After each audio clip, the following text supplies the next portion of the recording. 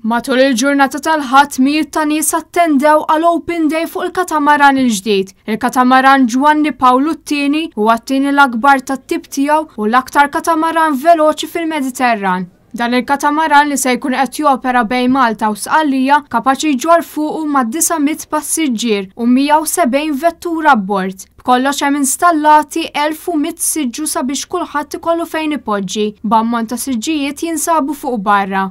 Il-vjaġġ mistenni li jieħu inqas ħin mill-katamaran li kien jintuża f'dawn l-aħħar snin, hekk kif il-veloċità tiegħu tlaħħaq is-70 km fis-sija. Dawk li marru l-Open Day setgħu mhux biss jaraw il-katamaran minn ġewwa, iżda wkoll ingħataw l-opportunità li jaraw il-kabina fejn ikun hemm il-kaptan u l-ekwipaġġ. Għal din il-ġurnata kien hemm numru ta' delegazzjonijiet mill-Kunsilli Lokali ta' Pozzallo, Ragusa, Modica, Ispica, Sirakuża u Comiso, fejn kienu qed joffru ikel u nbit tipiku Sqalli u Malti fost mużika ta' Sqallija. Fuq il-katamaran wieħed isib numru ta' ħwienet ta' kull tip, filwaqt li wieħed jista' jieħu miegħu anke l-annimali domestiċi hekk kif hemm post fejn jinżammu tul il-vjaġġ kollu.